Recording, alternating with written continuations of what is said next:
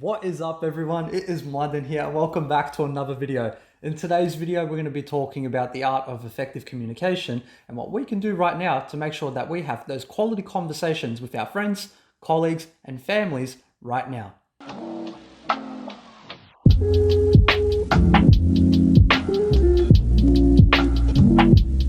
So, I was having a conversation with a dear close friend of mine as of recently, and we were talking about how people don't tend to listen. Now, I proposed a thought or an idea of maybe, say for example, right? This is fundamentally what effective communication is when we can speak in terms of what's important to us and what's important to them. So we're both on the same page. An example of this would look like, say you're a kid. So let's reverse back, 20, 30 years or 10 years or however old you were since you were a kid, and you're 7 years old.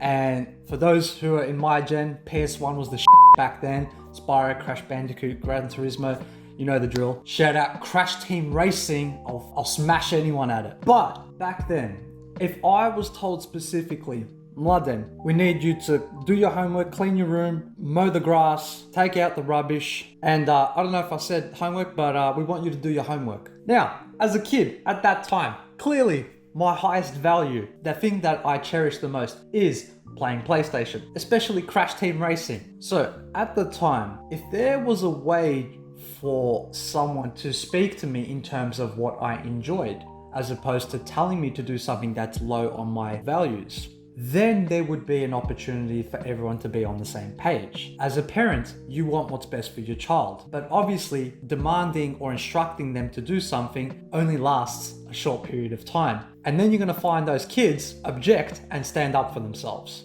And generally it goes something like this. Go do your homework.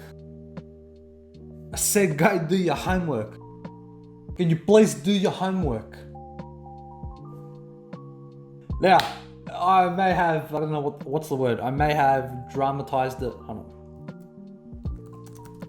All right, I got the word. It is dramatization, a play or film adapted from a novel or depicting a particular incident. Something like that, yeah? Shenanigans aside, I needed to get that out of my system. You may notice that in these videos, I'm gonna start to be a little bit more of myself as opposed to being someone I am not.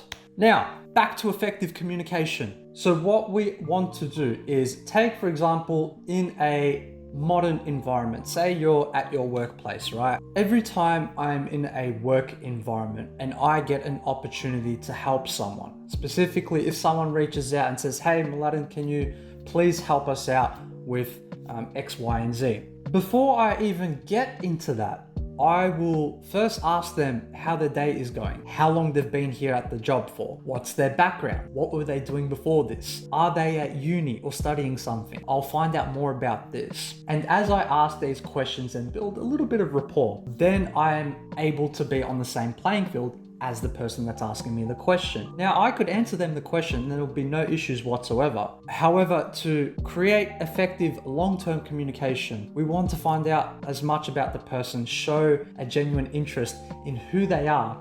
And the reason why is because we're going to start to see a pattern in some of the things that they're answering. They may like business, so they may talk about being at uni for economics, which may lead to a question where we ask about what books are you currently reading. They may tell you about a book that they're reading called Rich Dad Poor Dad. You can let them know, that was the first book I ever read. True story. And then from there, you can continue to build rapport. So what I like to do in these types of instances is that the more that I communicate with the other party, the more that I understand who they are as a person, the more I'm going to try and relate some of the external things into the internal environment. And as a result, not only have I captured their attention, but they are now invested in what I have to say. And because of this one simple technique, this will allow better communication. I will have a friendship that I've just built. I have now grown my network. I've now also helped someone and they are grateful for it. And lastly, what this does for your personal branding is absolutely insane. Now also, if we take that into our personal lives or in our relationships, we can still do the exact same thing. Going back to the story at the start where I had reenacted being the child and the parent just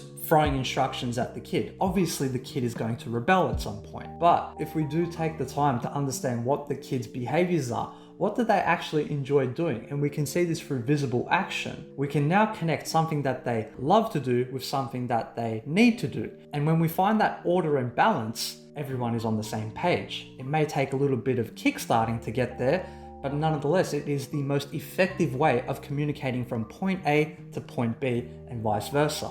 This sort of ties into the concept or idea of mindfulness and empathy. These are all great schools of thought as well to include. And that's what it naturally is. It's finding a way how you can talk to someone, but you're both equal and balanced in the same pathway of discussion. I remember when I first started to implement this technique and form into my life throughout my friends, family, colleagues, and beyond, everything started to change. The relationships got better. Not only did I know the person of face value, but I understood who they were behind the face as well. And that's super important to have, especially if you are trying to grow a business, build something in the future, trying to get into a new industry, start a new job, strengthen the relationships within your family, friends, colleagues, anyone. And when people do speak to you, they know they're going to be not only in a safe place, but they're going to be in a place where they're going to be respected. And that is so much more important and powerful than just telling someone what to do or expecting the other person or party to know what they need to do. If we don't understand who we are, how do you think we're going to cooperate together? It's going to be very difficult. And also, just on a side note, something that's just come across my mind, the more that you act in a way where you are respecting the other party and you are effectively communicating with them, that's going to rub onto them and they are going to start doing the exact same thing. It's sort of like mirroring the other person. If they behave in a certain way, somehow we're going to behave in the same way as well. So to be effective at mastering the art of communication, we want to be the influence. We can let them have the conversation. We can let them direct it where it needs to be, but we need to be the influence. We need to show people how communication is supposed to be. And by following some of these practices and stories and implementing it into your life, there will be a drastic difference once you start to implement these types of ways of effectively communicating. So building rapport, understanding their behaviors.